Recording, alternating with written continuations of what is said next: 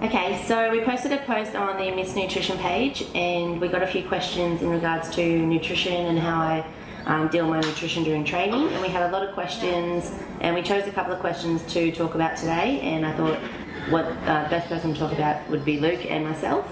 So first we're going to talk about fitting food into your macros and eating anything and comparing it to eating healthy, I guess. Luke, what are your thoughts on that theory? Or that method of eating? If it fits your macros? Yeah, look, I'm all for flexible dieting in terms of being able to, if someone doesn't want to have beef and they want to replace it with salmon and, they work out the macros are the same, or we replace macadamia oil for olive oil, whatever. But I think it's really important to have structure in the diet. So personally, I like to know what I'm going to eat for the day, and I like my client to know what she or he's going to eat for the day. If it fits your macros, it just sounds, it's too much of a nightmare to go, all right, well, I'm just going to eat for the day. So fitting ice cream and chocolate into your diet. I'm going to try and fit everything in, and at the end of the day, I'm 50 grams short of fat, so I'm just going to throw 50 grams of butter in, or a Mars bar if the carbs and the fit in there as well. It just doesn't make sense to me. So in a being a figure competitor, in that sense, how would you compare someone who followed the if it fits your macros protocol compared to what we do? What would be the difference on stage? I guess it depends on if they take the piss out of if it fits your macros, like you could. I've known some people to do that though. Well, absolutely, because you could very well have someone that just is like myself, for example. Like every day, I'm rotating different fats. Like I'll cook with butter one day, and then ghee one day, and then coconut oil one day, and like I'll rotate it because they're basically exact same macros, right? But that's in the context of very, very similar foods and just rotating them out for variety, really. When you start taking out a meal of chicken breast and greens and sweet potato and replace that with a shake and some nuts, and there's some room for a chocolate bar in there. It's all about micronutrients as well. So obviously some foods are far more nutrient dense than others. So there's a big difference between 40 grams of carb from sweet potato and 40 grams of carbs from Allen's lollies. Okay. You know what I mean? So one has a whole heap of other micronutrients, vitamins, minerals, cofactors and all that sort of stuff, and one's just sugar. But essentially they're the exact same thing macronutrient wise. So for anyone watching who doesn't know what macronutrients are, they're your fats, your proteins and your carbs. And your micronutrients are then your vitamins and minerals and all that sort of stuff. So I guess if someone was to try and diet that way, then they're never going to look as good as someone that's structured and is eating nutrient dense food. That's where the problem comes in. Apart from that, I don't have a big issue with it, but it's the guys that are running around touting that they can have pancakes and Pop-Tarts and ice cream and fit it into their macros when there's no place for that during the comp prep, except maybe for a cheat meal, because your whole day should be full of nutrient dense food. There's no room for anything else. Totally, So while we're on that topic, I had a few girls ask me how I deal with cravings and how I deal with temptation when it comes to competing. I'm a bit of I'm really boring with food, so my foods, I could eat the same thing every day, all day. It wouldn't matter for a whole year. It doesn't faze me. I guess I'm in this because I love it and this is what I do. And if I was craving all the time, or if I struggled with my food, I wouldn't do it. It wouldn't be fun to me. So this is more of a mental challenge for me. I thrive on the challenge. So in saying that, why I don't crave foods and why I find it easy to do my prep is because I do factor in that the cheat day or the cheat meal, and I'm getting so many nutrients. Luke's obviously factors in my micronutrients with all my macronutrients, so I feel awesome all the time. Like, fair enough, I do get sleepy if I've had a long day, but that's standard, that's life. It's pretty much it when it comes to cravings. I mean, if you're getting so many nutrients, you shouldn't be craving food. It's just your body telling you that you're missing out on something. And for people that are, are worried about it, you've got, like I said, you've got the cheat meal. So if you can't stick to a diet for 6 days and then have a cheat meal on the 7th, and that's enough, then you really don't belong in the sport. No, exactly. It takes discipline, and I would never have an athlete not have that cheat meal. There's other reasons for it to be in there, but I think in terms of temptation, knowing that there's a light at the end of the tunnel every week, and you get that. I don't consider my prep to be, oh my God, 16 or 20 weeks of torture. Basically, my diet is a 6-day diet, and then the next day I still eat what I'm recommended to eat, but then I factor in a cheat meal, and I'm pretty boring. Mainly it's either some oats or some steak and sweet potato or something like that. But Luke, he did say, have one meal, that whatever you want, but I'd prefer to, sometimes I do. Sometimes if I want pancakes, I'll have pancakes, but I try not to. For those that suffer cravings, 2 really good supplements as well for, just a little bit of information. L-glutamine curbs cravings, sugar cravings, and so does EGCG from green tea extract. Both of those together curb cravings really, really well if you get them.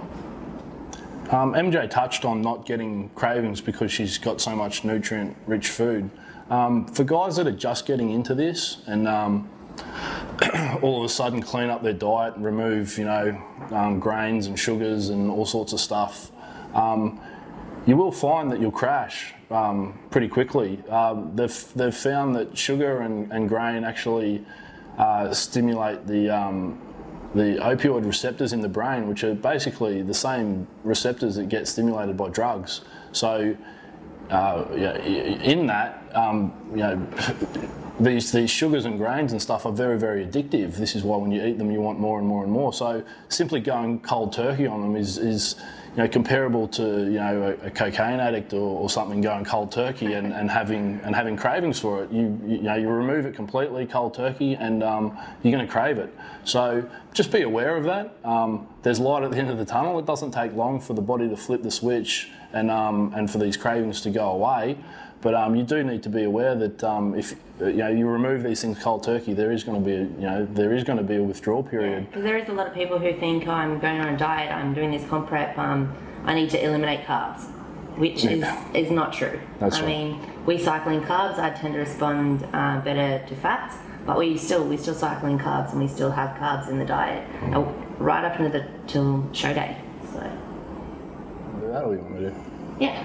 You go. Both of us. Yep.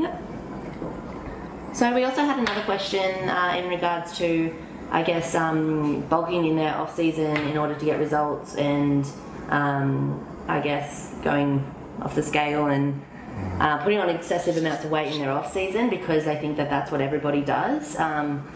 Myself and a few of the other Miss Girls, I guess we're proof that you don't need to do that. There's pro athletes in the IFBB world as well that don't do that, and I mean, they're the best in the world. And look at them, they practice what they preach on season, off season, and that's what it's all about. It's not, it's a lifestyle. It's not just a 12 or 16 week fat loss challenge. Most of the people in the industry do this because they love it. So I can't remember what we're talking about. Off season and on season bulking. So. Yeah, I went off on a tangent. Yeah, that's all right. Look, I mean, what MJ is trying to say is that it's a lot easier if you stay in condition. It doesn't take, you don't have to put on massive amounts of fat to be accruing muscle. It only takes a calorie surplus, and the surplus may only be, a couple of hundred calories extra per day, which means fat, if any, will be, accrued very, very slowly. And you can put in place, other things to combat that and stay very, very lean throughout the off season. I mean, you don't have to be perfect in your off season. It is. No, you still got to have fun. Yeah. And, I mean, my off season, I had about 7 months off, and I definitely enjoyed it. I mean, I still ate my regular meals. I still ate protein with every meal. But if I wanted something, I would eat it. I mean, if I wanted to go out with brekkie for my man, I mean, I love eggs Benedict.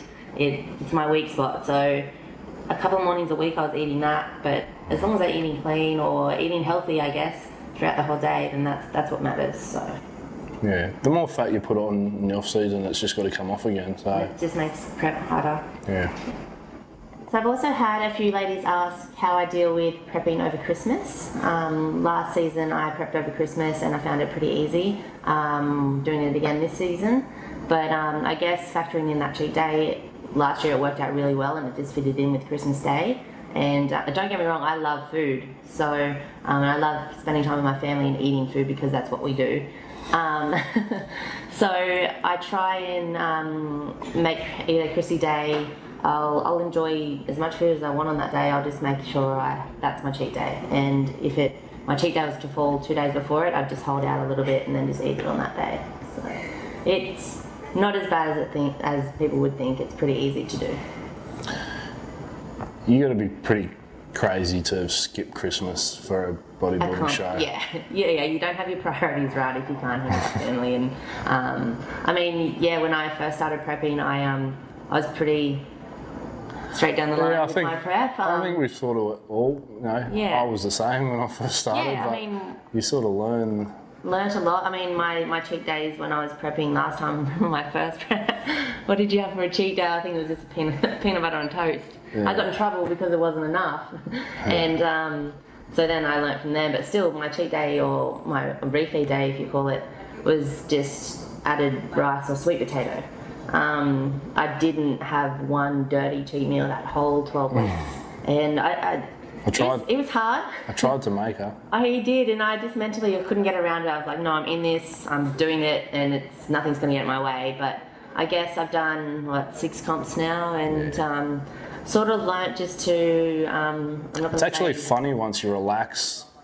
Again, the body will follow the state of mind as well. So you start to relax and cortisol and stress comes down, and nutrient partitioning starts to improve. And the last couple of shows, if I felt like I was craving something, I would just make it the cheat day the next day. Or I have learnt the last couple of shows to be a little bit more relaxed and enjoy it, because I love it, and if I didn't enjoy it I wouldn't do it. I guess being with Luke and having that support there all the time is really helpful, which is one of the benefits of having a coach.